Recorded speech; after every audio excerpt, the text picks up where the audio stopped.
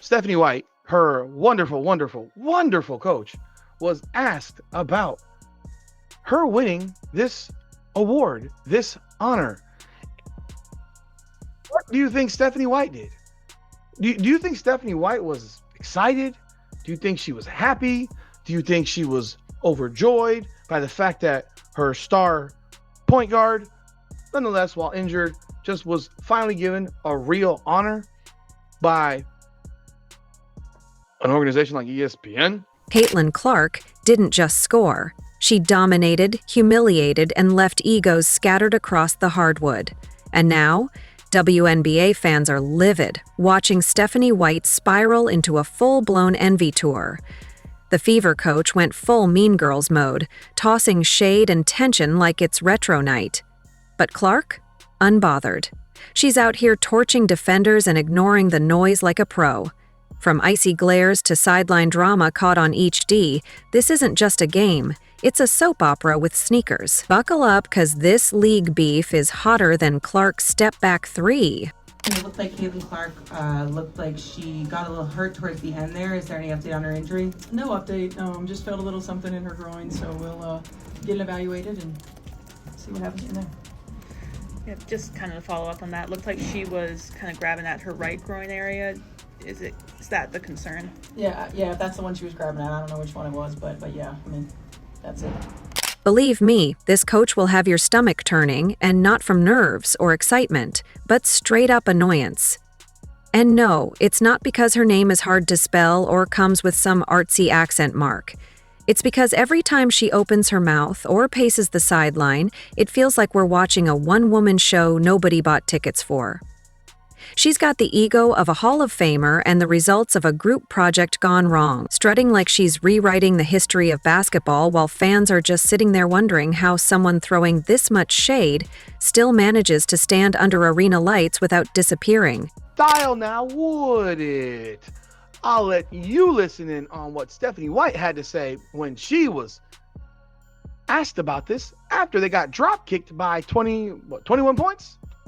I'll let you hear. You be the judge. So let's be clear. If Caitlin Clark weren't lighting up the W like a 4th of July finale, the buzz around Kelsey Mitchell would still be hiding somewhere between beginner birdwatching and top 10 left-handed fork reviews on the podcast charts. And that's no shade on Kelsey. She's a bucket, no doubt. But let's not pretend she's the reason casual fans suddenly know what a pick and roll is. The reason seats are filled and Twitter's on fire? It rhymes with unstoppable and pulls up from the logo like it's a warm-up shot. This spotlight wasn't gifted. It was dragged into existence by a one-woman highlight reel. And no, that doesn't come from Stephanie White is a garbage human being.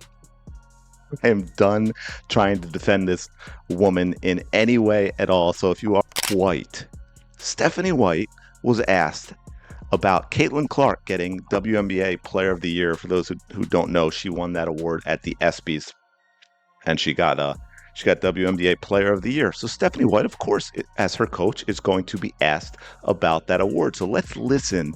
And somehow, we've got coaches strutting around like they're the guardians of some sacred basketball temple. As if Caitlin Clark didn't just rocket the WNBA into prime time quicker than a celebrity meltdown hits TMZ. The wild part? While arenas are packed with fans in Clark jerseys, screaming like it's a Taylor Swift concert, certain coaches are pouting like she's ruining the vibe.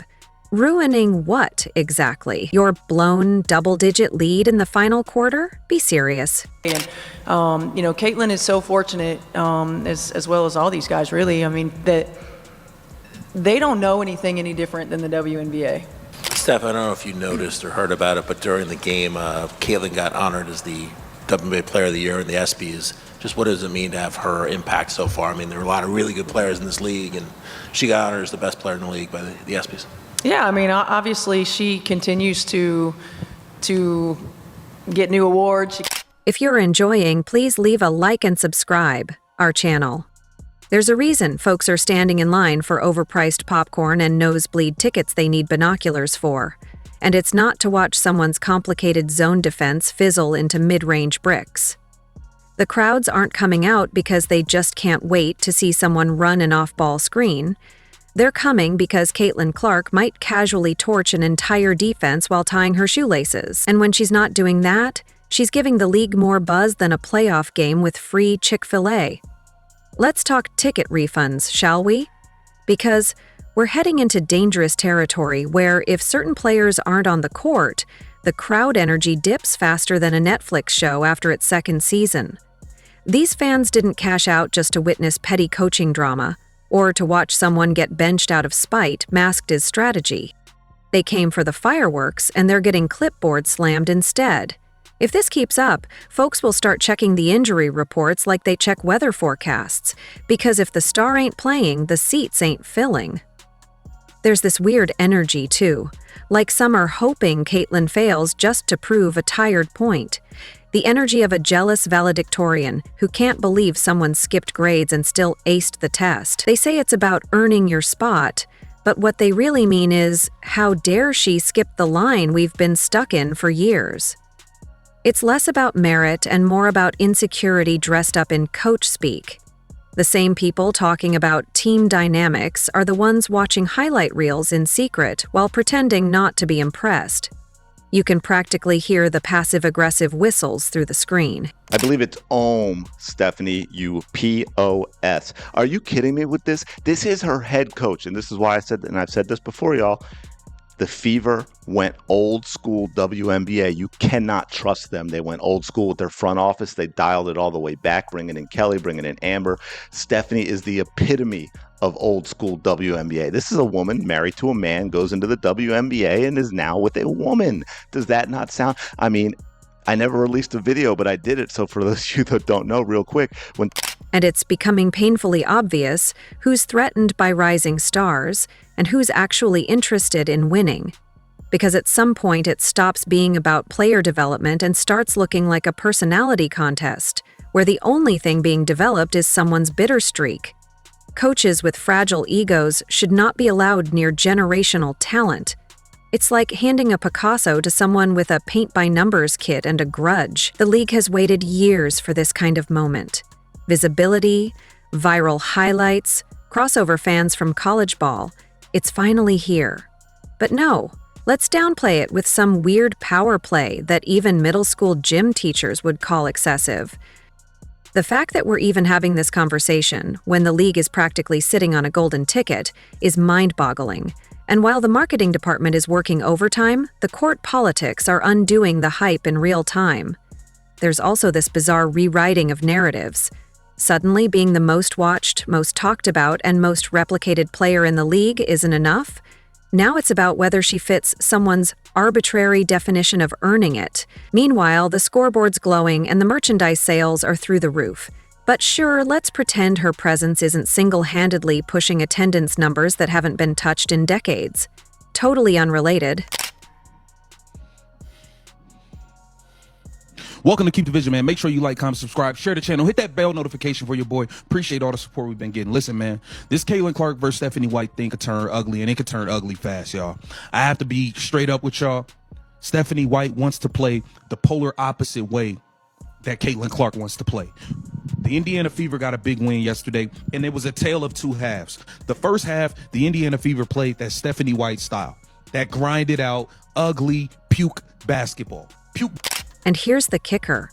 When the seats start looking empty again because the fans realize their fave is benched for strategic purposes, guess who's going to start whining about ratings and media attention?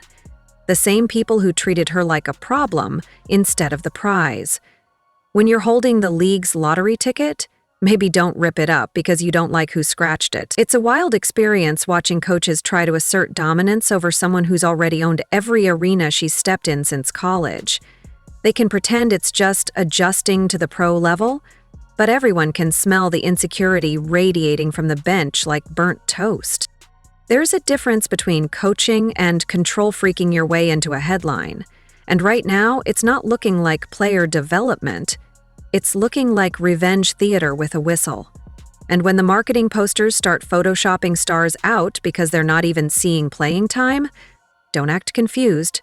When fans start chanting, "We want Caitlin," louder than the game commentary. Don't pretend you didn't see it coming. Because at the end of the day, this league doesn't need more my system over everything sermons. It needs the kind of electricity that gets teenage boys and grandmas alike to turn on a WNBA game and actually stay tuned past halftime. The longer these ego trips go on, the quicker fans will start treating game schedules like tour dates. If the star isn't showing up, neither are they. Content. So we have Stephanie White addressing Caitlin Clark winning the ESPYs Women Player of the Year award. And you got to understand, Stephanie White, this is very important right here. You can shut down a lot of narratives. You can let the Indiana fan base know you do rock with Caitlin Clark, because as of right now, we don't think you do. You don't want the ball in her hands. You don't talk about her plays. You talk about everybody else except her. Hell, I've seen you talk about Paige Beckers more than Caitlin Clark, and when they played back and forth, and we the ones who won. You have a constant habit of doing this. This isn't a high school talent show where everyone claps politely. This is prime time. It's lights, cameras, and no patience for coaching vendettas disguised as discipline. So while certain folks clutch their clipboards like sacred relics, the rest of the world is just trying to watch Caitlin Clark do what she does best: dominate, entertain, and make the sport look fun again. But sure, let's waste airtime debating whether she's ready when the only thing not ready is the coach's ego for a player, bigger than their playbook. Meanwhile, the fans, they're getting restless. Not because they're impatient, but because they know what they came to see. And if the person writing the subs can't figure that out, they'll find a different arena to spend their money in. One where the stars actually get to shine. And just when you think it can't get any more obvious, here comes the Stephanie White Show, featuring a whole lot of standing ovations for Kelsey and strategic silence when Caitlin Clark does anything short of curing global warming mid-game. The coach claps like she's trying to summon a genie whenever Kelsey touches the ball, but when Caitlin sinks a logo 3 while getting fouled, she blinks like her contacts dried up. It's giving middle school drama teacher who cast herself as the lead. Stephanie wants the confetti, the flowers, the spotlight. But it just keeps boomeranging back to Caitlin like a heat-seeking missile. And it's eating her alive, one awkward press conference at a time. So Caitlin Clark and Indiana Fever fans are having a meltdown about they god Stephanie White that they wanted so bad, man. So I've been seeing the takes, man. So now they want Caitlin Clark to demand a trade, or they want the front office to pick between Caitlin Clark and Stephanie White, man. I'm not gonna say I tried to tell y'all, man, but it's just like, I was trying to tell y'all, man, like, Stephanie White is not this god that y'all was making her out to be, man. She'll talk about players from 10 years ago like they just dropped 40 last night. The past is her comfort blanket. And every time Caitlin's name comes up, she pivots faster than a scared point guard in a double team. Suddenly, it's about the team, or leadership, or what veterans have done to pave the way. Girl, nobody's asking for a Hall of Fame slideshow. We're asking why you can't give flowers to the person who literally broke viewership records and pulled this league out of obscurity by the laces of her sneakers. Caitlin Clark is a rookie, and already pulling numbers that make seasoned pros look like they're running a charity scrimmage. It's not just petty, it's theatrical. The kind of pettiness that needs its own halftime performance. Because make no mistake, this isn't coaching strategy. This is ego management disguised as mentorship. Stephanie doesn't want Caitlin to fail, necessarily. She just doesn't want her to win too much. Not more than Kelsey. And definitely not more than Stephanie herself, who seems to believe she's the real face of this team. The irony? She's turning herself into the villain in a season where she could have been the hero, riding shotgun to greatness. Even Satu Sobali dropped out from the All-Star game. What could be the reason? Satu Sobali has dropped out of the 2025 All-Star game, which is crazy in itself, but she has. Now, she did release a post on Instagram as well. Chloe Peterson said Satu Sabali, who is on Team Clark, says she will not be playing in the All-Star game this weekend. Instead, she's busy trying to outshine the sun. Caitlyn's game is electric. There's nothing normal about it. She's the kind of athlete who makes you pause your argument, your dinner, your whole life, just to see what she does next. Meanwhile, Stephanie's over here dimming the lights, drawing the curtains, and hoping no one notices the blaze.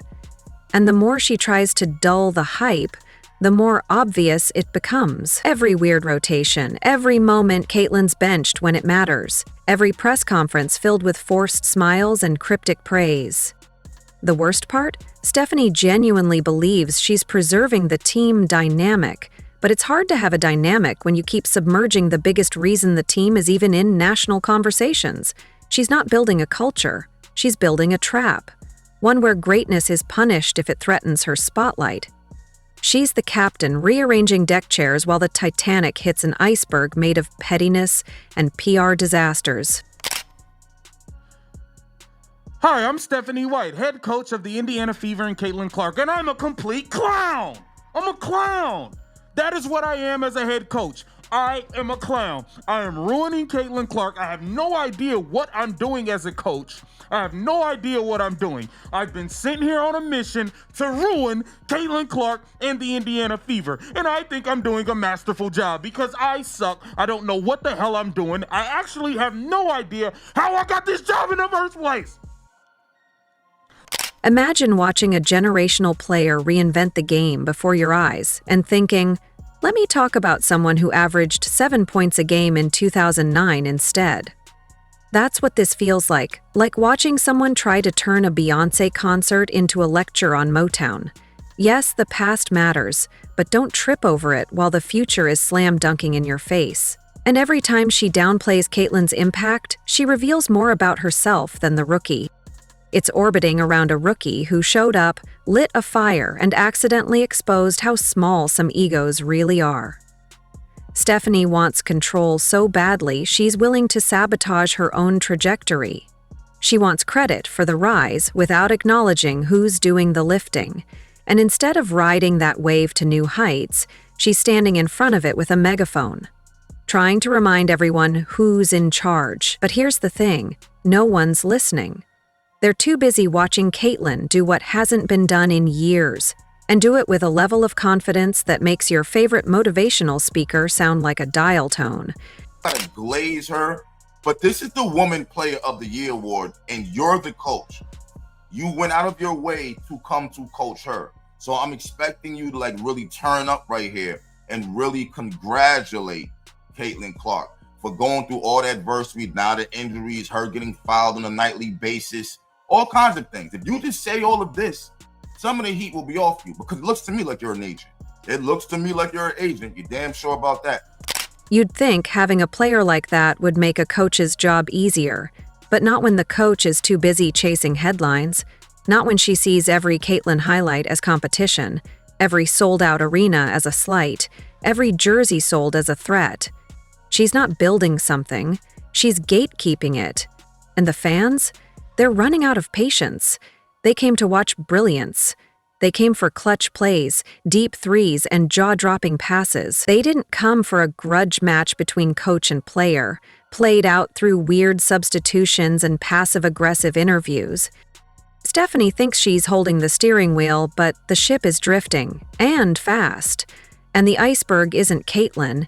It's that ballooning ego, floating above every decision like a storm cloud. You can't hide it anymore. The body language, the interviews, the refusal to hype the player who's dragging the franchise into relevance, it's all adding up.